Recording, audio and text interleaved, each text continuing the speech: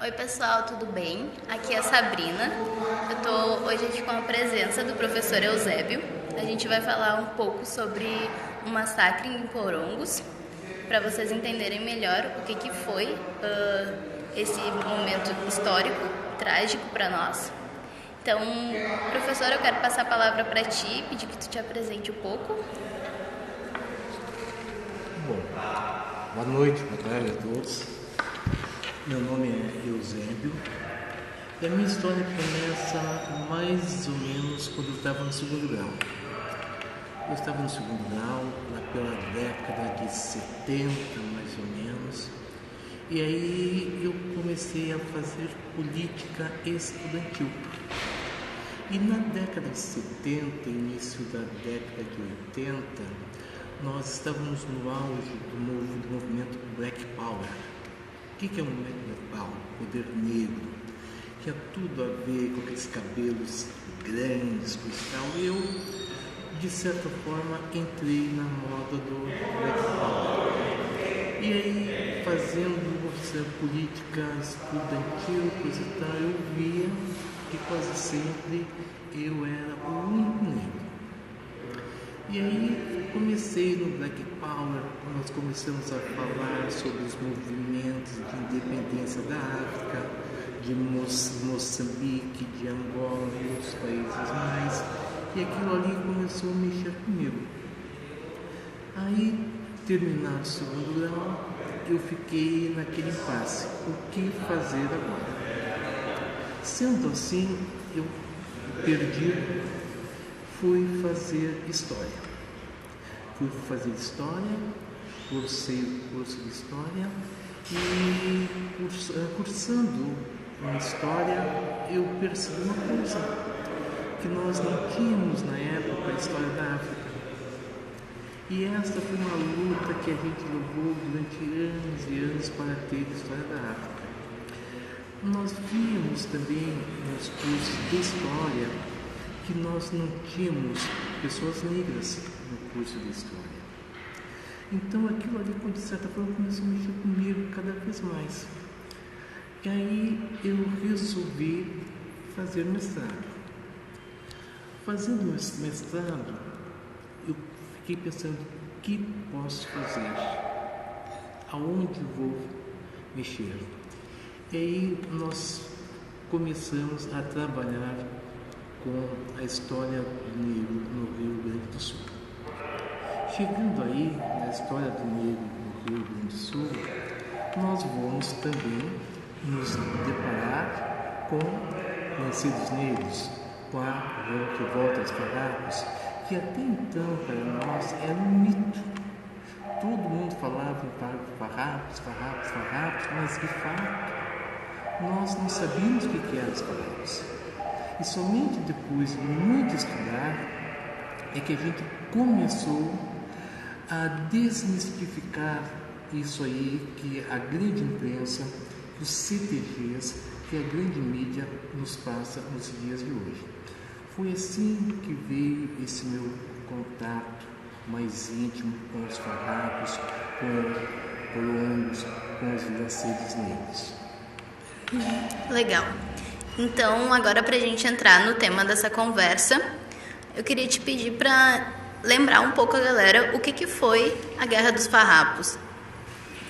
A Guerra dos Farrapos, ela se dá no chamado período regencial, ou seja, foi quando Dom Pedro I abdicou e abdicou em nome de seu filho Dom Pedro II.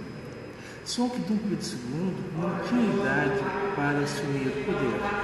Sendo assim, o Brasil ficou sendo governado por regência. E nesse período vai haver intensos combates que eu digo no sentido de crises pelo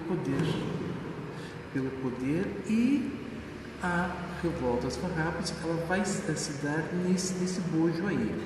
Nós teremos 3 grandes revoltas durante o período das regências: a balaiada, a cabanagem e a Guerra dos Farrapos.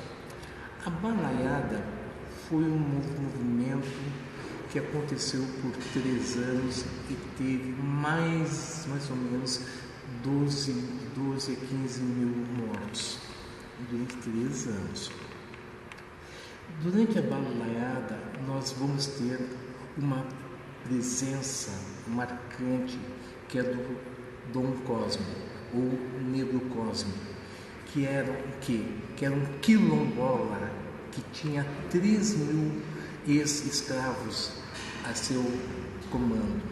E a balaiada, no seu final, ela fica praticamente nas mãos desses negros, das pessoas pobres. E aí, interessante que a balaiada ela foi exterminada a ferro e fogo pelo Duque de Caxias. Duque de Caxias, que depois vai vir para o sul aqui.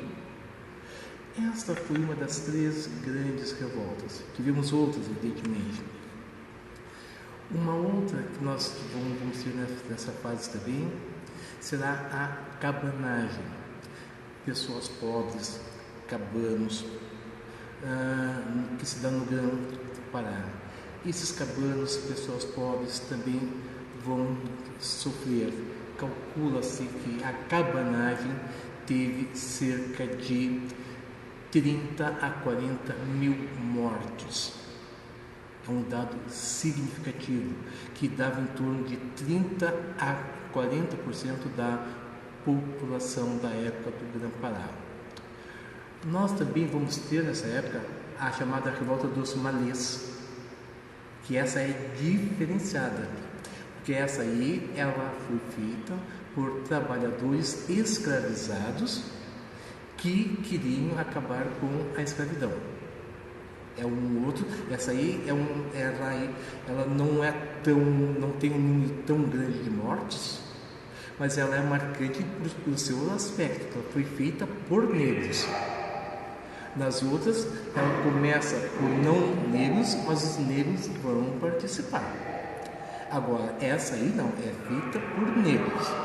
Né? E esse movimento, a gente pouco se fala.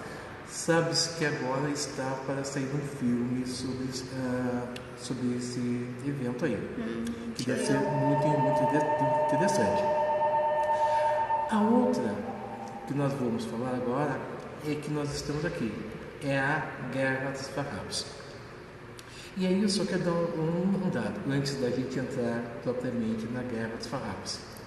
A Guerra dos Farrapos, ela dura 10 anos. Foi a mais longa guerra civil que o Brasil já teve. E o interessante é o número de mortos. O número de mortos foi cerca de 2 mil mortos durante 10 anos. Então, nós tivemos balaiada 12 mil em 3 anos, cabanagem de 30 a 40 mil em 5 anos, e a farroupilha em 10 anos, 2 mil mortos. Significativo isso, né? Por que será? Por quê?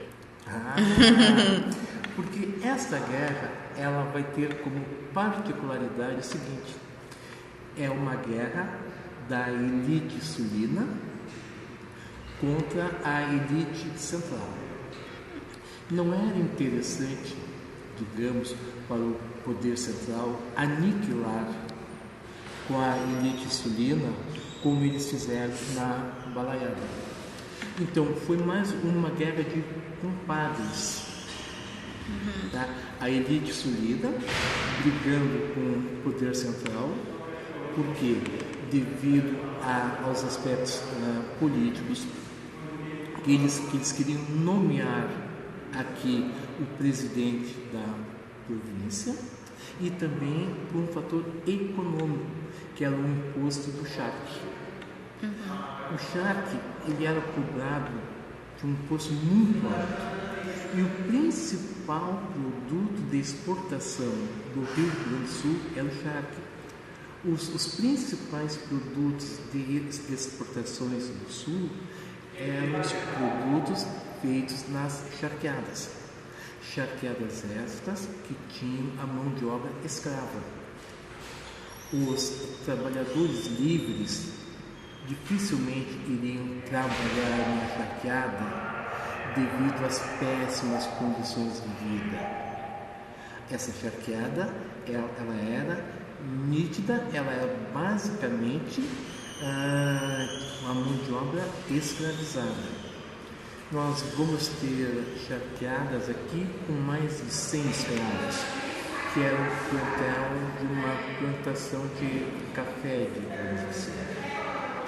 E a elite sulina briga com a elite do centro do país e ficam nessa guerra aí, que não é uma guerra que se dá diariamente.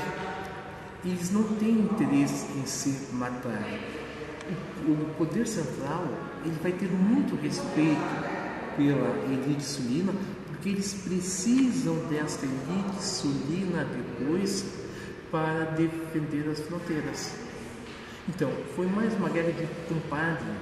Por isso, nós vamos ter um baixo número de pessoas mortas. Entendi. E agora, tentando avançar um pouco, como que os negros acabaram entrando nessa guerra, então? Os negros estiveram nessa guerra desde o início. Quando Bento Gonçalves da Silva entra em Porto Alegre, ele entra acompanhado de negros que vão estar presentes nesse movimento. E esses negros e os farrapos vão ser mal vistos pelos outros. Tem até um imigrante de São Leopoldo que diz mais ou menos o seguinte, que esse partido que quer tomar o poder em Porto Alegre é um partido formado por negros e índios. A gente vê como era a composição dos farrapos. E aí, o que vai acontecer nessa história toda? Os farrapos, eles vão precisar de mão de obra, de soldados. Porque os pobres, eles fogem dos farrapos. Porto Alegre foi tomada pelos farrapos e em seguida os porto-alegrenses eles expulsam os farrapos. Então é um mito que se diz que os farrapos, que a guerra dos farrapos foi uma guerra do povo gaúcho. Não foi do povo gaúcho. Grande parte do povo gaúcho fugia dos farrapos. Porto Alegre, onde se faz ainda hoje o maior festival, digamos assim, de tradicionalismo, festejando os farrapos, Porto Alegre foi anti-farrapo. Tanto é que expulsa os farrapos daqui. Interessante isso tudo é o seguinte, que Porto Alegre é anti-farroupilha. Tanto está que no brasão de Porto Alegre está muito leal, valorosa cidade. Leal a quem? Leal ao Império. Porto Alegre ganhou esse título do Império. Então, Porto Alegre expulsa os farrapos. E Porto Alegre nunca foi dos farrapos, porque expulsou e nunca aceitou. Um outro aspecto... Só deixa eu te interromper um pouquinho. O pessoal está reclamando que está um pouco baixo. Se tu puder falar mais alto, porque aqui acho que, como é muito amplo, não está chegando a voz lá. Agora deu? Vai falando. Pessoal, bom, se estiver melhor, me avisem. E aí, Porto Alegre sempre foi anti-farroupilha. Porto Alegre não suporta farrapos. O povo de Porto Alegre expulsou os farrapos daqui. Expulsou. E nunca mais eles tomaram a cidade de Porto Alegre. Tá? Então, os negros entram nesse movimento desde o seu início. Agora, nós vamos ter também o corpo de lanceiros negros. O que são os lanceiros negros? Os lanceiros negros e a infantaria vai ser composta por negros. negros ex-escravos, com um detalhe: os farrapos, eles não doavam os seus escravos para a guerra. Os farrapos pegavam escravos dos imperiais e, com a promessa de libertá-los depois, incluía-os no Império dos Farrapos. Então, os negros que lutaram ao lado dos farrapos não eram escravos dos farrapos, e sim escravos dos imperiais.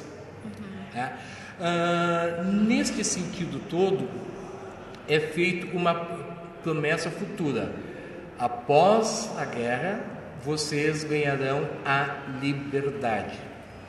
Após a guerra. Liberdade essa que a gente vai ver que nunca chegou a acontecer. Outro fato: os farrapos, os gaúchos, não combatiam a pé. Era desonra para eles. Para isso, formaram uma infantaria negra.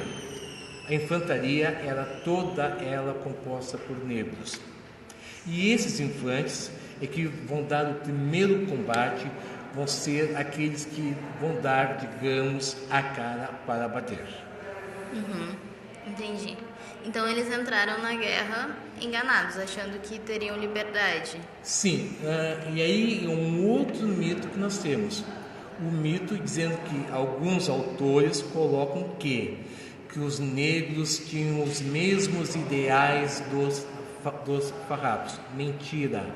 Os negros jamais tiveram o mesmo ideal dos farrapos.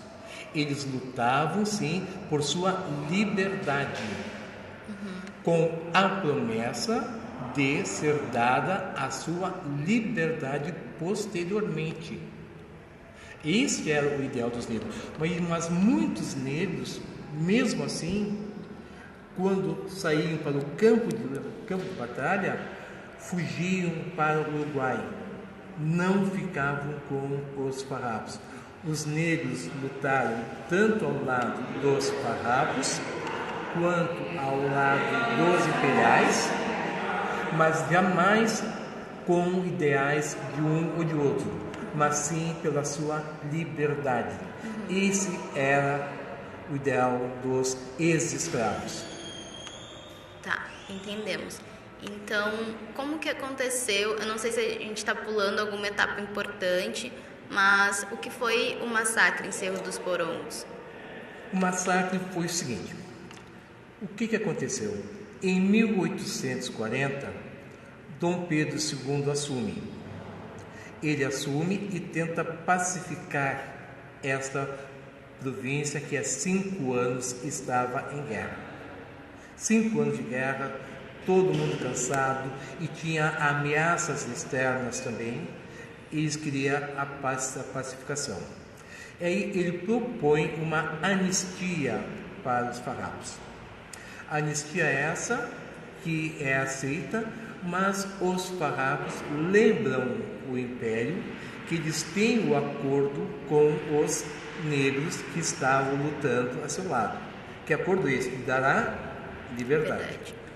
E aí o Império não aceita que esses negros sejam livres. Por quê? Um fato muito sério. Se esses negros ficam livres, eles podem causar tumultos. São homens ligados ao campo, batalha, pode falar muito tumulto. Voltar à senzala, eles podiam insurgir os escravos. E soltos, eles podiam também fugir para o Uruguai e entrar no exército do Uruguai. Nesse sentido, não é aceito a anistia. Não sendo aceita esta condição, que o negro estava sendo um empecilho, não sendo aceito, volta-se a guerra de novo. Vai-se mais 4 anos. E aí, o que vai acontecer? Tratativas de paz são novamente voltadas. Voltamos a tentar a paz. Bento Gonçalves relembra tem a questão dos negros. O Império não aceita dar a liberdade aos negros. Sendo assim, Bento Gonçalves foi afastado das negociações. E entra então Davi Canabarro e Vicente da Fontoura para fazer as negociações. Aí, mas nosso empecilho continua. O exército dos farrapos, de 1/3 à metade, era composta por negros. Então era muita gente. O que fazer com esses negros? Alguma coisa deverá ser feita. O quê? A solução encontrada foi uma: matar-se esses negros. Sendo assim, Duque de Caxias trama com Canabarro a traição, aonde Canabarro vai mandar para Caxias dizer que dia vai estar no dia 14 de novembro. Caxias, sabendo disso, manda Moringue atacar o exército dos farrapos, que estava reunido no cerro de Porongos. Tinha aproximadamente 1.000 a 1.200 homens no cerro de Porongos.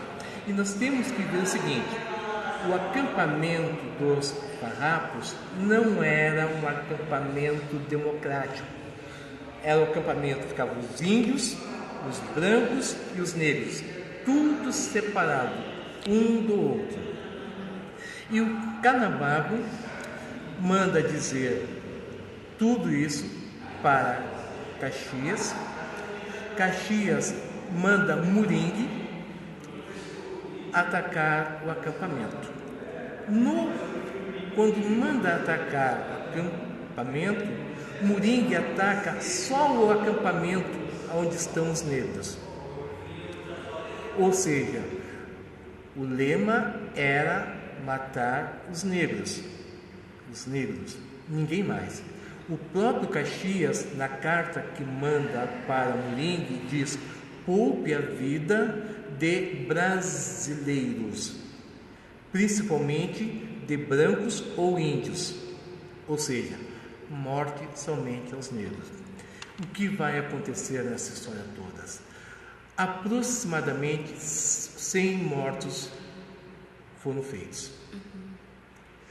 Todos eles, ou quase todos, negros.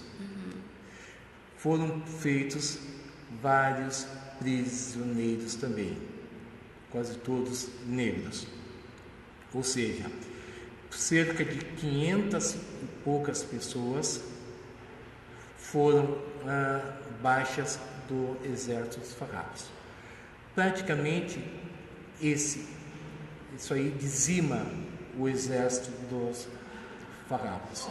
E esta traição é que nós denominamos a traição de Porongos. Sim, bem...